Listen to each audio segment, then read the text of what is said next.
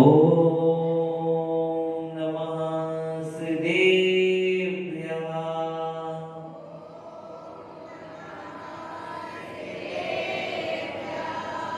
ओम नमः श्रीदेव्याः।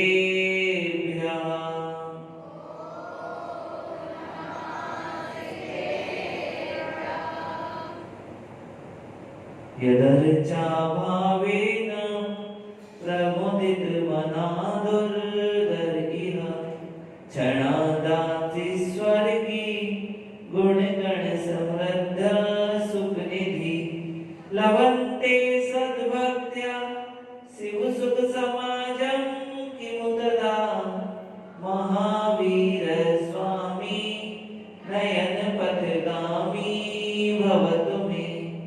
महावीर स्वामी नयन पथगामी भवतु मे। महावीर स्वामी नयन पथगामी भवतु मे। गुरुवा पांतु नित्यं ज्ञान दर्शनायिका चारितार्णव गंभीरा मोक्ष मार्गोपदेशिका। जब ऋषि देवादिक जराट श्री आदि ब्रह्मादिनाथ भगवान की। जय बोलिए श्री देवादिक जराट श्री कल्पतरु शांतिनाथ भगवान की। सभी लोग जोर से लगाइए जयकारा। जय बोलिए श्री देवादिक जराट श्री मूलनायक चिंतामणि पार्श्वनाथ भगवान की। जय बोलिए परम पूज्य वात्सल्य नागराचार्य देव श्री विमल सागर जी गुरुदेव की। जय बोलिए परम पूज्य तपस्वी सम्राट आचार्य गुरुदेव श्री समिति सागर जी गुरुदेव की। जय बोलिए परम पूज्य अध्यात्म राष्ट्रसंत आचार्य गुरुदेव श्री सुंदर सागर जी गुरुदेव की। समस्त आचार्य संघ की। प्रतापगढ़ में विराजमान आचार्य गुरुवर सुंदर सागर जी महाराज के चरणों में नमोस्तु निवेदित करते हुए सभी संघ के साधुओं के नमोस्तु बदनामी इच्छामी नमोस्तु निवेदित करते हुए अपनी बात प्रारंभ करूं। इस दुनिया में असत्य को सम्मानित किया जाता है। इस दुनिया में असत्य को सम्मानित किया जाता है। अगर सत्य को सम्मानित किया गया होता तो आज ये असत्य यहाँ से विदा हो गया होता। इतिहास गवाह है, जिसने भी सत्य का सहारा लिया है उसे प्रताड़ित किया गया, परेशान किया गया, उसे अपना अपमानित किया गया, यहाँ तक कि उसे अपने राज्य को छोड़ने के लिए भी मजबूर किया गया। भगवान पार्श्वनाथ को देखते हैं, उनकी पूर्व परंपरा में उन्होंने जब वो इंद्रभूति और वायुभूति दोनों भाई थे तब से उनका बैर चला आ रहा है और वो हमेशा क्षमा धारण करते थे और कमंड हमेशा बैर बांध के रखता था। कभी उसने सत्य का सहारा नहीं लिया, सत्य को नहीं जानने का प्रयास किया। मीरा को जहर का प्याला पिला दिया गया, सीता की अग्नि परीक्षा हुई। किस वजह से? सत्य की वजह से। उसके ऊपर जो आरोप था उसके लिए उसको अग्नि परीक्षा भी देना पड़े। राजा हरिश्चंद्र को, सत्यवादी राजा हरिश्चंद्र को जंगलों की सैर करना पड़ी, जंगलों में रहना पड़ा, जंगलों में घास आदि की रोटियां बनाकर खानी पड़ी। तो सत्य को भी प्रताड़ित किया जाता है। सत्य छुपता नहीं, लेकिन सत्य को परेशान होना पड़ता है। सत्य को आज इस दुनिया में असत्य के कारण परेशान होना पड़ता है। धूप की शिद्दत 16 की तपन सहकर तो देखिए। धूप की शिद्दत 16 की तपन सहकर तो देखिए। आप भी मेहनत कशों के बीच रहकर तो देखिए। आपका नाम भी मुजरिमों में आ जाएगा। आपका नाम भी मुजरिमों में आ जाएगा। बस इस जमाने में सच कहकर तो देखिए। बस इस जमाने में सच कहकर तो देखिए।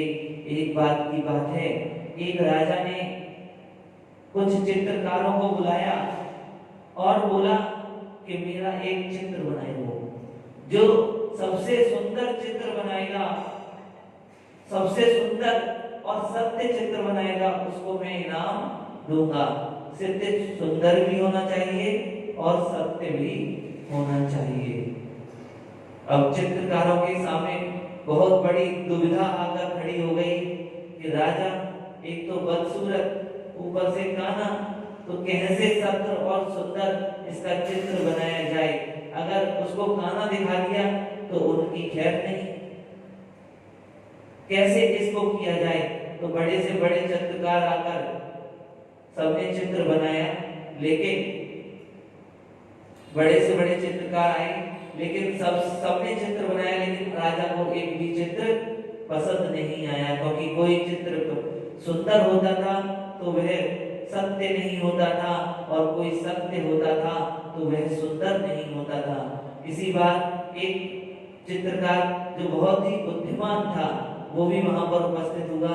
उसने क्या किया कि राजा को शिकार खेलते हुए दिखाया, चित्र बनाया और शिकार खेलते हुए दिखाया। जिससे शिकार खेलते हुए दिखाया आपने किसी को, कैसे खेलते हैं शिकार? जब भी तीर चलाते हैं तो एक आंख बंद रहती है और दूसरी अपने लक्ष्य पर रहती है। इस प्रकार उसने वह चित्र बनाया तो राजा को बहुत खुश हुआ कि यह चित्र सत्य भी है और सुंदर भी है। तो सत्य को कहना कठिन नहीं है, लेकिन सत्य के लिए कहने के लिए बुद्धि का प्रयोग करना आवश्यक है। सिर्फ जैसे को तैसा कहना ही सत्य नहीं है। कभी ऐसा भी हो सकता है कि आपके सत्य से किसी की जान जोखिम में आ जाए, तो ऐसा भी कभी किसी से सत्य नहीं कहना चाहिए कि किसी की जान जोखिम में पड़ जाए।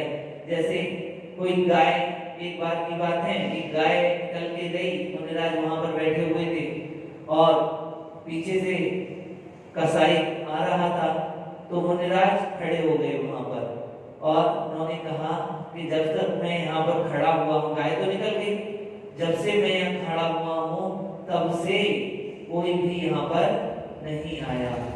तो वो शिकारी दूसरी रास्ते पर चला गया। तो यहाँ मुनिराज ने अपने पूर्णता सत्य का उपयोग नहीं किया, जिस हिसाब से उनको सत्य बोलना चाहिए था, सत्य वचनों का प्रयोग नहीं किया, लेकिन एक जीव की रक्षा के लिए उन्होंने जिस तरीके से इसको लिया वह अच्छा रहा। क्योंकि वो अगर कसाई उसको पकड़ लेता तो उसकी जान पे जोखिम आ जाता। परिस्थिति को देखकर इस दुनिया में कहा जाता है कि परिस्थिति को देखकर जो रंग बदल लेते हैं वो सुखी रहते हैं, लेकिन ऐसा नहीं है। और सत्य करने वालों को, सत्य बोलने वाले को कठिनता का सामना करना पड़ता है। सत्य बोलने वालों को तो कठिनता का सामना करना पड़ता है, और जो झूठ बोलने वाले हैं, असत्य बोलने वाले हैं, वो परिस्थिति के हिसाब से अपना रंग बदल लेते हैं और सुखी रहते हैं। लेकिन ये युक्ति युक्त नहीं है, क्योंकि जिस प्रकार इसका हम उदाहरण कृषि के माध्यम से ले सकते हैं। कृषि के माध्यम से जिस प्रकार हम बीज बोते हैं, धान्य उत्पन्न करते हैं और उसमें समय लगता है, परेशानियों का सामना करना पड़ता है, ऐसे आसानी से धान उत्पन्न नहीं होता। बहुत दिन रात की मेहनत लगती है, सब कार्य करने पड़ते हैं, बीज बोना पड़ता है, खेत जोतना पड़ता है, बारिश का इंतजार करना पड़ता है। बारिश नहीं हो तो ट्यूबवेल आदि के माध्यम से भी जल की व्यवस्था करनी पड़ती है।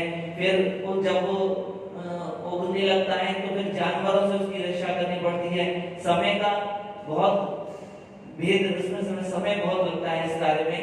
उसी प्रकार सत्य को समय तो जरूर लगता है, परेशानियां जरूर सामने आती हैं, लेकिन एक न एक दिन वो सत्य सभी के सामने आकर ही रहता है। हमें और जब भी वह सत्य की खेती उत्पन्न होती है तो वह जिस प्रकार खेती अपने जिस मालिक के घर और परिवार को भर देती है, धन धान्य से भर देती है, उसी प्रकार सत्य भी यह लोक में और परलोक में बहुत ही पुण्य को देने वाला हुआ करता है। पंडित ध्यानंद राय जी ने कहा पूजा की पंक्तियों में, कठिन वचन मत बोल, पर निंदा और झूठ तज, सांझ सवाहर खोल, सतवादी जग कठिन वचन यानी कर्कश वचन मत बोल, जिससे किसी को सुनने में दिक्कत हो, ऐसे वचन मत बोल। हित मित प्रिय वचन बोल, पर निंदा और झूठ कर, और पर की किसी की निंदा मत कर और झूठ का त्याग कर। सांच जवाहर खोल, सांच रूपी जवाहर को खोल, जो सत्यवादी जग में सुखी, क्योंकि सत्यवादी हमेशा से जग में सुखी होते हुए आए हैं। उत्तम सत्य व्रत पालीजे, पर विश्वास घात नहीं कीजे। हमें सत्य वचन का, उत्तम सत्य धर्म का अवश्य ही पालन करना चाहिए और किसी के साथ विश्वासघात नहीं करना चाहिए। सांचे झूठे मानुष देखो, आपन पुत्र स्वपास न देखो। सांचे झूठे यानी दूसरे मानुषों में, दूसरे लोगों में झूठे मानुषों को नहीं देखना चाहिए, झूठे लोगों को नहीं देखना चाहिए, और अपनी आत्मा का निरीक्षण करना चाहिए कि हमारी, मैं कितना सत्य बोलता हूँ, मेरी आत्मा में सत्य कितना विद्यमान है, मैंने सत्य का स्वरूप अभी तक समझा है या नहीं समझा है। देखो तिहायत पुरुष सांचे, को दरब सब दीजिए। जो सच्चे पुरुष होते हैं उनको कोई भी धन दे दिया करता है, उन्हें कहीं भी किसी भी प्रकार की परेशानी में, किसी भी प्रकार की परेशानी नहीं होती। कोई भी समस्या उनके सामने, आर्थिक समस्या अगर आ जाती है तो उन्हें कोई भी उन्हें आसानी से धन दे दिया करता है। मुनिराज श्रावक की प्रतिष्ठा, सांच गुण लख लीजिए। मुनिराज और श्रावक की प्रतिष्ठा भी सच के माध्यम से देखी जाती है। ऊंचे सिंहासन बैठ बसुरम, धर्म का भूपति भया। भजु झूठ से तीन नरक पहुंचा, स्वर्ग में नारद गया। ये उत्तम सत्य धर्म पर एक बहुत ही सुंदर कथानक है जो हमारे शास्त्रों में मिलता है। क्षीरकदम नाम का एक ब्राह्मण था जो कि छात्रों को अध्ययन अध्यापन कराया करता था। एक बार की बात है, क्षीरकदम किसी कार्य से जंगल में गया और उस क्षीरकदम के एक पुत्र था जिसका नाम था पर्वत, और एक राजपुत्र था जिसका नाम था वसु, और एक सेठ का पुत्र था जिसका नाम था नारद। ये तीन उसके छात्र थे जो उनसे क्षीरकदम से पढ़ा करते थे। एक बार की बात है, क्षीरकदम जंगल में गए और उन्हें किसी कारण से वैराग्य की उत्पत्ति हो गई। बच्चे और उनके छात्र भी उनके साथ थे। किसी तरह से उन्होंने समझा बुझाकर उन बच्चों को घर पर भेज दिया और खुद मुनिराज के पास जाकर दीक्षित हो गए। मुनिराज के पास जाकर दीक्षित हो गए। जब वो पहुंचे बच्चे घर पर, तो उन्होंने मां को सारा सत्य बता दिया। तो वह बहुत आकुलित हुई और जाकर बहुत गिड़गिड़ाई, लेकिन मुनिराज अपने ध्यान में स्थित रहे और उसके बाद वो वापस घर आ गई। जब वो ज्यादा परेशान होने लगी तो फिर सब बच्चों ने उनको सहारा दिया कि माँ, हम तुम्हारा अपनी माता के समान ख्याल रखेंगे। इस प्रकार से उनको आश्वासन दिया। कुछ दिनों की बात है, जब वो बच्चे बड़े हो गए और नारद जो था, पर्वत क्षीरकदम का पुत्र, वह भी अपने पिता की तरह बच्चों को सिखाया करता था। तो एक बार की बात है, क्षीरकदम का पुत्र पर्वत बच्चों की क्लास ले रहा था और उसी समय नारद वहां से सेठ का पुत्र निकल के जा रहा था। तो उसने कुछ उसके पढ़ाने के वचन सुने। उसने उसमें एक शब्द आया था, उसको अर्थ होता है पुराना धान। पुराना धान आदि से हमें होम या यज्ञ करना चाहिए। लेकिन जो नारद था, पर्वत था, वह उसका अर्थ ये कर रहा था कि हमें पशुओं की बलि देकर होम या यज्ञ करना चाहिए। तो जो नारद था, सेठ का पुत्र नारद, उसने कहा कि ये तुम गलत अर्थ कर रहे हो। गुरु ने इस अजौरष्टम शब्द से पशु नहीं बल्कि पुराना धान लिया है। हमें पुराने धान से मतलब होम आदि करना चाहिए, पुराने धान से होम आदि करना चाहिए। लेकिन पशु जो था, पर्वत जो था, वो अपनी बात पर अड़ा रहा और अपने अभिमान के आगे कि मेरा अपमान न हो जाए और उस बात पर अड़िग रहा। फिर उसने माता को भी बुलाया, जो पर्वत की माता थी उसको बुलाया गया, तो उसने भी यही कहा पुत्र के मुंह में आकर कि ऐसा ही है। लेकिन फिर बाद में यह निर्णय हुआ, राजा वसु जो कि उस पर बैठता था सिंहासन पर, सिंहासन कैसा था उसका, सिंहासन उसका स्फटिक का था, जिससे दूर से यह लगता था कि यह बिल्कुल अधर में बैठा हुआ है। तो उसके लिए ये प्रसिद्धि हो गई थी कि राजा वसु सत्य के कारण अधर में बैठता है, वो सत्य का पुजारी है, कभी झूठ नहीं बोलता, ऐसी उसकी लोक में प्रसिद्धि हो गई थी। सभी लोग यही जानते थे कि राजा वसु सत्य के कारण अधर में बैठता है। तो उस दिन जब ये वहां तय हुआ कि राजा वसु से इसके बारे में पूछा जाए, क्योंकि तीनों ने साथ में ही चीड़ कदम्ब से विद्या का अध्ययन किया था।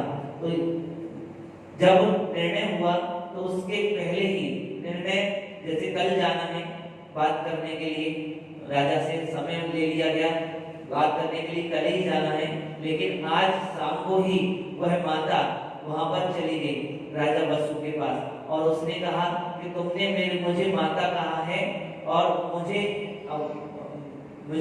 गुरु दक्षिणा दो। गुरु दक्षिणा में तुम्हें क्या करना है, तुम्हें मेरे पुत्र पर्वत का समर्थन करना है। जबकि माता भी जानती थी कि पुत्र पर्वत गलत बोल रहा है और राजा वसु भी यह जानता था कि पर्वत ने गलत कहा है। अजौरष्टम का शब्द का अर्थ जो है वो पुराना धान ही हुआ करता है। उसके बाद वहां राजा वसु ने माता को आश्वासन दे दिया कि मैं आपके पुत्र का ही समर्थन करूंगा। तो अगले दिन सभा लगी, सभी लोग एकत्रित हुए और भी दूर दूर से लोग आए। राजा वसु भी आकर स्फटिक के सिंहासन पर बैठा और दूर से ही लग रहा था कि वो एकदम अधर में बैठा हुआ है। फिर वहां पे जब बात हुई, शुरू हुई बात, तो राजा वसु ने यही कहा कि नारद जो कह रहा है वह सही नहीं है, जबकि पर्वत ने जो कहा है कि अवजौरष्टम शब्द का अर्थ जीव आदि से लेना चाहिए, मतलब पशुओं की बलि आदि से लेना चाहिए, ऐसा उसने अर्थ बताया। तो जैसे ही उसका अर्थ बताया वैसे ही उसका सिंहासन टूट गया और बाद में वह नरक गति में पहुंचा। तो यहाँ पर इसी कथानक का ध्यानक राय जी ने वर्णन किया है। ऊंचे सिंहासन बैठ, ऊंचे सिंहासन पर बैठता था, वसुनम धर्म का भूपति भया, सभी उसको धर्म का राजा कहा करते थे। वच झूठ से नरक पहुंचा, और नारद पर्वत भी नरक में गया और स्वर्ग में नारद गया। जिसने सत्य कहा था नारद, वह स्वर्ग में गया।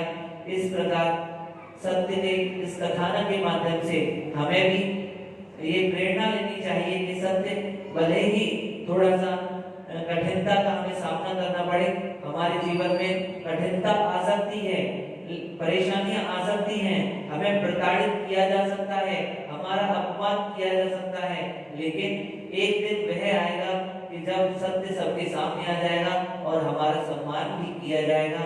हमें इस लोक में भी पुण्य की प्राप्ति होगी और परलोक में भी पुण्य की प्राप्ति होगी। इसीलिए हमेशा सत्य धर्म का पालन हमें करते रहना चाहिए। बोलिए आचार्य देव श्री सुंदर सारथी गुरुदेव की